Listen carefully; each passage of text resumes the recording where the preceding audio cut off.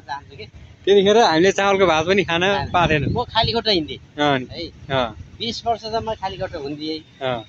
त्यति बेला यो गाडी चढ्ने मान्छे को होला है अब अर्को यो अर्को 190 1965 1965 अब 1965 मोडल नम्बर मेड इन यो जर्मनी गाडी। अब यो जर्मनी गाडी निस्किँदाखेरि त हामी लगभग जन्मेको थिएन होला।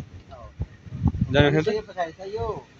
जर्मनबाट चाहिँ ल्यायो तर यहाँ त्यति बेला बाटो चाहिँ यहाँ सीमित ठाउँमा मात्रै थियो होला यो चाहिँ यही होला के यो पहिला चाहिँ अहिले कुनै कुनै सामाजिक सञ्जालमा देखाउँछ नि मान्छेले बोकेर गाडी लिएर आएको सायद यो गाडी नै हुनसक्छ है त्यति बेला राजाले त्यति राजा होइन यो चाहिँ यिनीहरू चाहिँ अब यो होटल आनन्द होटल बनिसकेपछि इन्डियाबाट अनि जो म्युजियम जस्तो यहाँ बनाएको गाडीहरू चाहिँ तर राजाले बोका गाडी त उहाँ सङ्ग्रहालय होला यो अलग्गै भयो यो चाहिँ अलग्गै हो यो चाहिँ इन्डियन राज खानदानीले हुनसक्छ यिनीहरू चाहिँ त्यो मर्सिडिज बेन्च कार हो त्यो होइन त्यो बेन्च कार त अब उहिले त्यो बेला त अब त्यति बेला त यो गाडीको त हामीले नाम पनि थाहा थिएन गाडी भनेको के भन्ने थाहा छैन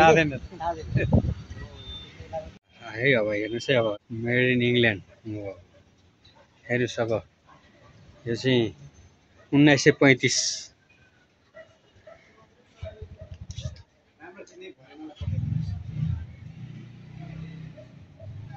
1936 1968 made in German England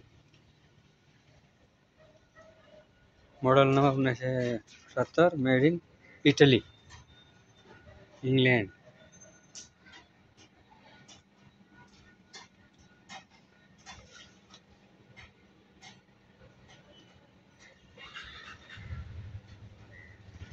Anand hotel